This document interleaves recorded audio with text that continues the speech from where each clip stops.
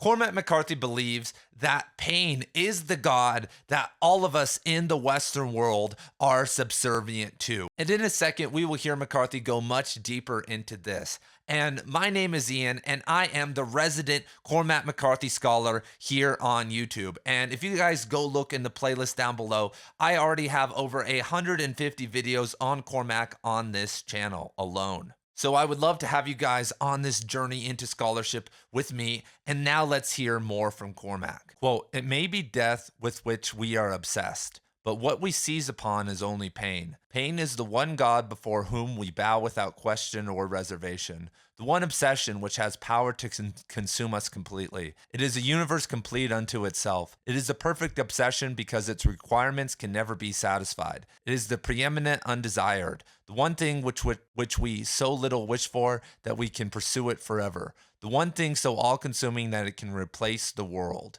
And McCarthy is 100% correct with this assertion. And I want to kind of take this in a different direction for a second, because obviously life is pain and Cormac McCarthy novels are full of pain. But I want to talk about the unconscious yearning for pain that most people in the Western world have, because most of you guys out there do not stretch. You have very bad posture, and you think that anything related to yoga or stretching or mobility is probably a little feminine. But if your body is not mobile, you are every single day choosing pain. You are unconsciously living to live a painful existence. And what I've always said when I advocate for mobility and whatnot is that it's very hard for people to unattach themselves from living a painful existence, because it can reinforce unconscious trauma every single day. And when you start to move your body in different ways, you start to put yourself in parallels and planes of existence that your mind and body have never entered. And that's why yoga has always been connected in certain yoga poses to emotions and to certain things, because when you understand enough about subtle body awareness, then you can see that there is a mind and body connection. And so that's just a quick note that people every single day, even when they eat bad food, when you eat bad food, you are choosing to feel more lethargic, to feel, one day the pain of having stomach aches or being fat or all these other things. And with our high rate of obesities and everyone getting knees and hip replacements and tearing their ACL, and those numbers are just skyrocketing, then you can see our past choices have been in the realm of pain because we are obsessed with it. We love it. And then in terms of media, which is another angle, and McCarthy's probably talking about our, love of war, and we'll get to that in a second. But with our media, with why do we love Cormac McCarthy? He is not writing very happy tales. When you look at someone like a Tom Robbins, who is one of my favorite authors, he does not use the pain trope. He makes his protagonists strong and funny and puts them in great circumstances and lets them overcome that. He uses little to no tragedy in his works. But our whole framework since Aristotle and Plato and Homer has been this idea of the tragedy. And I understand that epigenetically that most children that were born into the world didn't make it. And there have been plagues and people getting killed, raped, put into slavery. So we are embedded with pain. And if we go back to meteors hitting Earth and cataclysmic events in our very far past, then we were inundated with a deep level of pain. And that is maybe one of the things, and pain itself. And, my boy Julian James behind me would argue that pain was started, pain and language and whatnot, was the start of us fragmenting our consciousness and kind of becoming what we are now. And even though life is nothing but pain, your fashion choices and how you look does not need to be painful. Because if you want to rep McCarthy on the streets, I sell Cormac McCarthy t-shirts, long sleeve shirts, and hoodies. We ship all around the world, every single country. And if you guys want to support the channel, support Cormac McCarthy by spreading his brand out to the streets, then you guys should maybe pick up a t-shirt. I wear all these shirts all the time and meet Cormac McCarthy fans at least once a week. It's always really funny because sometimes you don't expect it. The other day, there was this old lady who was 80 at the Sonoran Desert Museum. And she was like, "My ex-husband was a fan of Faulkner. All he did was study Faulkner in college, and I thought that Cormac McCarthy was better." And if I didn't have that shirt on, that conversation would have never happened. And so if you can't afford one right now, that is totally okay. But thank you guys for supporting the channel anyway. That pain is the ultimate mover of energy. But I'm here to tell you guys today that you could live a life with little to no pain. I mean, this is mind-blowing, but I've now shifted into yoga and mobility that doesn't feel like stretching. I don't stretch at all anymore because a stretch response is actually kicking you into a parasympathetic nervous system. Excuse me, the sympathetic nervous system fight or flight reaction. And that's what most people in our society are functioning in constantly. When you have a constant adrenaline dump happening because you're in fight or flight, and people, when they go to jobs, when they're working out the gym, they're listening to music that pumps them up, when they're arguing with their husband or wife, or getting ticked off online at Right Conscious, or, the Young Turks or Ben Shapiro, or whoever, then you are literally kicking yourself into a mode of pain. And I think like over 90% of people are not happy with their jobs. So people wake up and they eat bad food. They don't stretch their body, make their bodies feel good. They don't like their job. It's probably 40% of marriages end in divorce now. And let's talk about the ones that don't. That has to be another 20 or 30% of people who would, but have, kids and stuff. So most people don't like their spouse. And then what do they do to double down on it all? They fill themselves with negative media. I mean, there's everything in the news, most of these novels that we are reading. And then if they do work out, they're doing some, very painful workout that's throwing them into a sympathetic nervous system response. So it's all just this negative existence. And we wonder why we are stressed and can't relax and can't think and can't meditate. And everybody has ADHD and all these other things. It's because our obsession with pain runs absolutely deep. And now kind of turning to religion and war.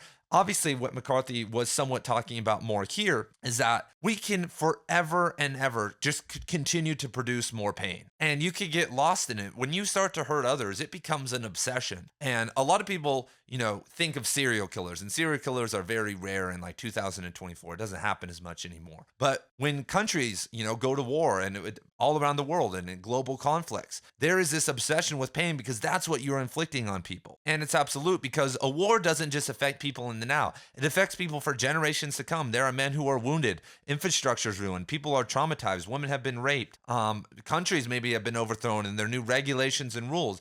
And all of that is doing, taught to take a very Spangler approach, is we're mostly descending. Things aren't necessarily getting better, especially in those war-torn areas like Africa and the Middle East, in terms of moving toward a society that isn't focused on pain. And this is somewhat an axiomatic part, though, of the Abrahamic religions, because not to go here, but I mean, let's just go here, that if you look at there's a trauma of birth that is happening, obviously, in America today with the massive rise of unnecessary C-sections and, reliance on the medical system in terms of birth. And there's always been a trauma of birth and women dying at birth. But hospital births are very, very traumatic a lot of the time, just because it's not in a very supportive environment and nurses and doctors are kicking everybody into a sympathetic nervous system response. But what happens to most males in America and the Western world? Well, they get circumcised, which is a very painful experience, which is at the very start of life. We are, from day one, amputated and mutilated into this world. For no reason at all, just because I had it done to me, so I got to do it to the next generation.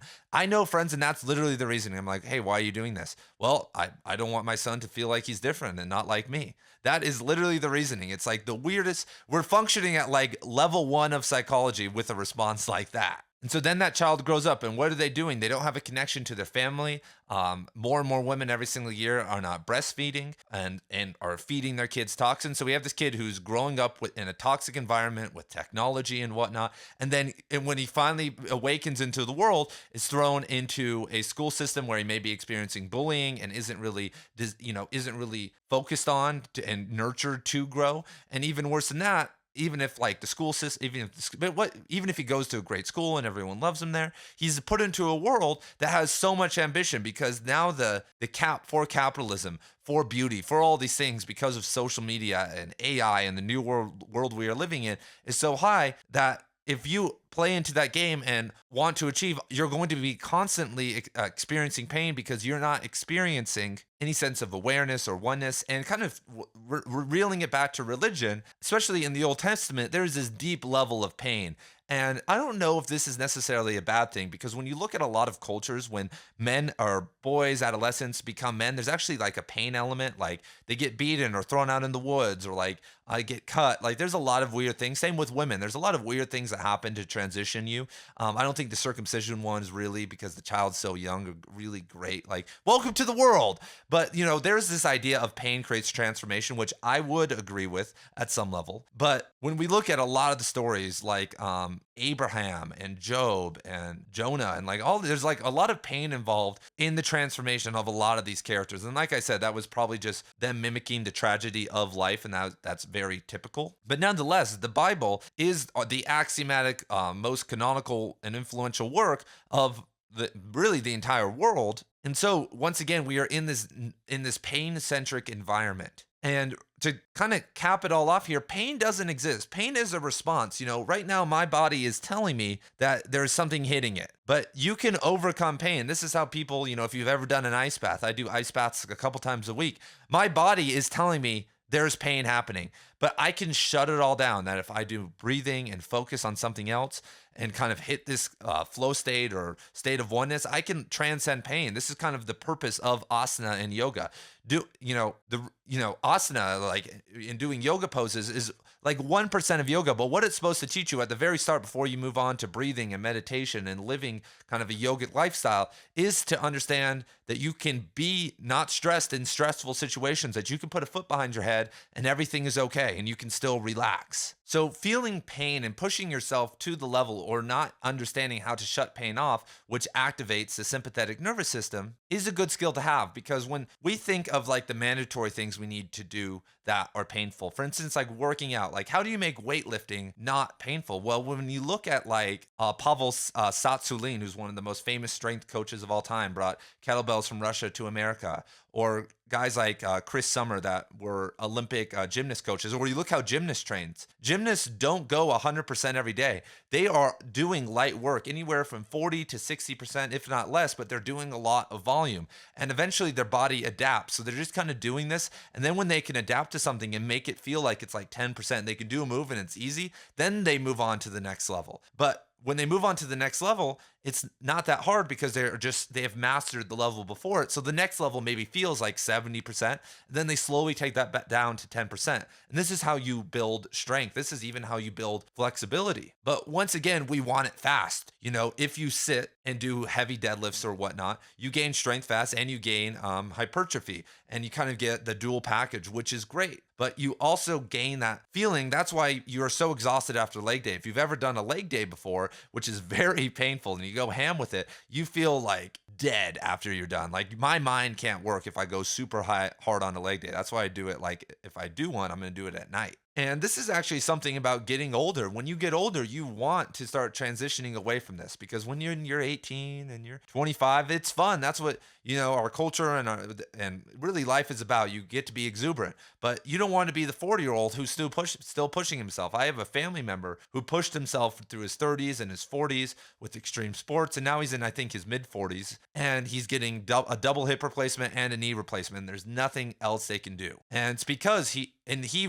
decided to live a painful existence all around. And so we don't have to worship this God. We have the knowledge now to check out from this experience and become better. Because violence begets violence. Pain begets more pains. People who are in pain, I'm thinking of certain family members, they live a painful existence, and like internally and externally are constantly in pain. And you can't be happy. You can't be nice. Imagine if I chopped your finger off and I said, hey, be in a good mood, bro, as it's bleeding everywhere and hurts. You're not going to be happy. You're not going to be optimistic. And so, kind of the conclusion here, you have to slowly start to shed these layers of pain, because right now you may feel normal, but actually I can guarantee you that you have a very tight back, you have very tight hips, and that you won't really notice how much pain you're holding on to until you actually release it. And internally, that's even more. The pain we're holding in our own heart against others and society, and most of all ourselves, it's endless. Like I may be able to put feet behind my head and do all this stuff, but I'm emotionally inside just at the same level as you guys, just an absolute wreck, conditioned by pain. But if I've been conditioning myself for 20 years, well, then the next 20 years I can uncondition myself